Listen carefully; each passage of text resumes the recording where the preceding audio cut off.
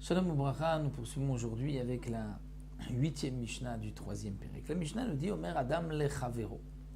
Un homme pourra dire à son prochain Maleli kelisé, remplis-moi cet ustensile. C'est-à-dire, même si c'est un ustensile où on sait combien il contient, 1 litre, 2 litres, il peut lui dire remplis-moi cet ustensile-là. Mais avalo bemida, mais il ne pourra pas utiliser une mesure, un verre mesureur ou une bouteille où on sait exactement qui est utilisé généralement pour mesurer, ça c'est interdit. Donc on peut prendre un ustensile, même si on sait combien cet ustensile contient, avalo bemida, mais on ne pourra pas parler donc de mida, de mesure et de dire exactement combien il va lui donner. Rabbi Yehuda Omer, Imaya Keli Shel Mida Lo Imalenu. Rabbi Yehuda dit, si c'est un Keli qui est pour une mesure, c'est-à-dire on sait que généralement ce Keli-là est utilisé pour 1 litre, pour 2 litres, on ne pourra pas le remplir.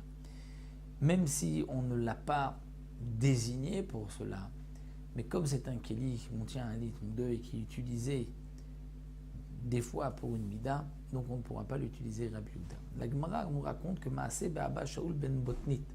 C'était le cas de Abba Shaul ben Botnit, Shaya memale midotav me'erev Yom Tov. Il remplissait ses midot, c'est-à-dire remplissait des mesures, donc des bouteilles le jour de Yom Tov, notnam le krot bi Yom Tov. Et il les donnait à ses acheteurs le jour de Yom Tov. Donc il remplissait, on va dire, des bouteilles de 1 litre et le jour de Yom Tov, il donnait ces bouteilles à ses acheteurs qui ensuite, le lendemain, venaient payer ce qu'ils avaient pris la veille. Abba Shaul Omer Av Bamoed Oseken Pnei Borei Midot. En vérité, même Chol HaMoed, il agissait ainsi.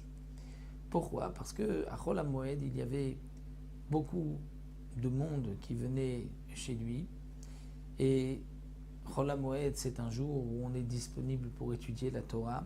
Donc à cause du Bitul Bet HaMidrash, il préparait la nuit, lorsqu'il n'y avait pas donc de cours d'études la nuit, il préparait pour que le lendemain, les acheteurs puissent rapidement prendre 1 litre ou 2 litres en fonction de ce qu'ils avaient besoin. Les Chachamim disent que même en semaine, ce n'était ni Chol HaMoed ni Yom Tov, il agissait aussi ainsi. Pourquoi ? Mipnei Mitsui Amidot. Pourquoi ? Parce que les midot, les mesures, lorsqu'on vend, on nous explique le Barthénoura de l'huile. Donc l'huile met du temps à couler complètement du kéli.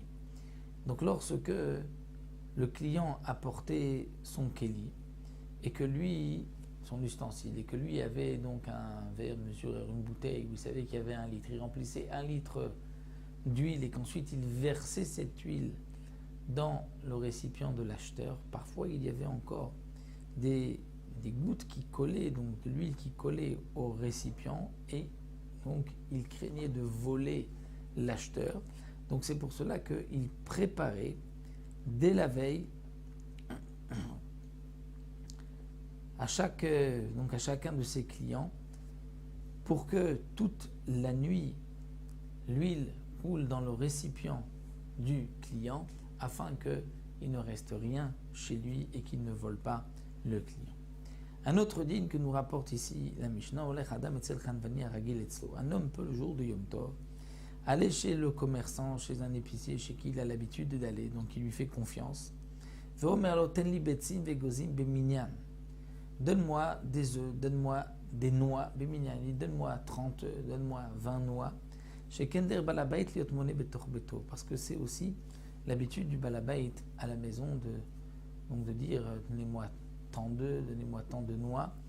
Et donc ça ne paraît pas être du commerce le jour de Yom Tov. Donc si quelqu'un est en panne le jour de Yom Tov, il a besoin d'ingrédients, des œufs, des noix, il pourra aller chez l'épicier qui a l'habitude, qui lui fait confiance, et lui demander donne-moi tant d'œufs, et puis le lendemain il lui remboursera ce qu'il lui doit. Donc même s'il donne le nombre des œufs, ça ne pose pas problème, comme nous explique ici la Mishnah. Pourquoi ? Parce que le Balabait parfois aussi le fait chez lui dans sa maison. Donc voici pour cette 8e Mishnah et nous avons terminé le 3e Pérec. Bezrat Hashem, on se retrouvera avec un nouveau Pérec, le 4e Pérec de Masechet Betzah.